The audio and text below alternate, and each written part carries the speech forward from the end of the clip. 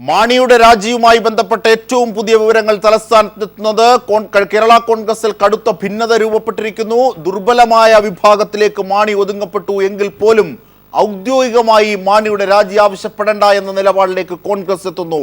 മാണി രാജിവെക്കില്ല എന്നതും തുറുപ്പുശീട്ടായി പല കാര്യങ്ങളാണ് മാണി മുമ്പോട്ട് വെക്കുന്നത്. സോളാർ അഴിമതി അടക്കമുള്ള കാര്യങ്ങൾ, പീപ്പിൾ ടി വി തന്നെ കൊണ്ടുവന്ന സോളാർ അഴിമതി അടക്കമുള്ള കാര്യങ്ങളിൽ ഉമ്മൻചാണ്ടി എടുത്ത നിലപാട് തനിക്ക് പിന്തുണയാണ് എന്ന അവകാശവാദവുമായി കൂടിയാണ് കെ എം മാണി ഇപ്പോൾ രംഗത്തെത്തിയിരിക്കുന്നത്. തീർച്ചയായും സമഗ്ര വിവരങ്ങളിലേക്ക് പോകാം. ഞങ്ങളുടെ പ്രതിനിധി കെ ജി ദിനകർ ചേരുകയാണ്. ദിനകർ, ഇന്നലെ കോടതി പറഞ്ഞത് സീസറിന്റെ ഭാര്യ വിശുദ്ധയായിരിക്കണം എന്നതാണ്.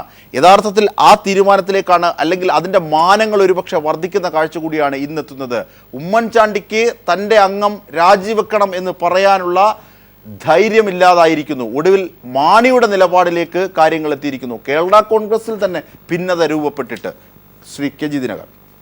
അജിംഷാദ്, UDF-നുള്ളിൽ പ്രതിസന്ധി മൂർച്ഛിച്ചിരിക്കുന്നു. അതിലപ്പുറം കേരള കോൺഗ്രസിനുള്ളിൽ പ്രതിസന്ധി രൂക്ഷമായിരിക്കുന്നു എന്നുള്ളതുമാണ് വസ്തുത. തിരക്കിട്ട കൂടിയാലോചനകളാണ് തലസ്ഥാന നഗരിയിൽ ഇപ്പോൾ നടക്കുന്നത്. ബാർക്കോഴ കേസിൽ മാണിയുടെ രാജിയുമായി ബന്ധപ്പെട്ടുകൊണ്ട് മാണി രാജിവെക്കണം എന്നുള്ള ആവശ്യം ഒരു വശത്ത് ഉയരുമ്പോൾ രാജിവെക്കില്ല എന്നുള്ള നിലപാടിൽ കെ എം മാണി ഉറച്ചു നിൽക്കുന്നു. അതേസമയം താൻ രാജിവെക്കുകയാണെങ്കിൽ PJ ജോസഫും മറ്റ് ചീഫ് വിപ്പ് തോമസ് ഉണ്ണിയാടനും ഉൾപ്പെടെയുള്ളവർ രാജിവെക്കണം എന്നുള്ള നിലപാടാണ് കെ എം മാണി സ്വീകരിക്കുന്നത്. അതല്ല എങ്കിൽ സർക്കാരിനുള്ള പിന്തുണ പിൻവലിക്കുക എന്നുള്ള നിലപാടിലേക്ക് കെ എം മാണി എത്തിയിരിക്കുന്നു. എന്നാൽ കെ എം മാണിക്കുള്ള പിന്തുണ കുറഞ്ഞിരിക്കുന്നു. അദ്ദേഹത്തിൻ്റെ പാർട്ടിയിൽ തന്നെ പിന്തുണ കുറഞ്ഞിരിക്കുന്നു എന്നുള്ളതാണ് ഏറ്റവും പുതിയ വിവരം.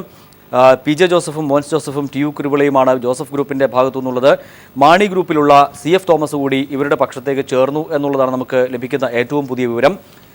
കെ എം മാണിയും തോമസ് ഉണ്ണിയാടനും ജയരാജും ഒപ്പം റോഷി അഗസ്റ്റിനും ഒപ്പം നിൽക്കുന്നു എന്നുള്ള സൂചനയും നമുക്ക് ലഭിക്കുന്നു. എന്നാൽ റോഷി അഗസ്റ്റിന് തൻ്റെ മനസ്സ് തുറക്കാൻ ഇപ്പോഴും തയ്യാറായിട്ടില്ല. റോഷി അഗസ്റ്റും യോഗത്തിന് ശേഷം തീരുമാനമെടുക്കും എന്നുള്ള ഒരു നിലയാണ് സ്വീകരിച്ചിരിക്കുന്നത് എന്നാണ് നമുക്ക് മനസ്സിലാക്കാൻ കഴിയുന്നത്.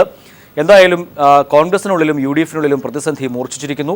UDF യോഗം അല്പസമയത്ത് ആരംഭിച്ചു കഴിഞ്ഞിട്ടുണ്ടാകാം ഒരു പക്ഷേ.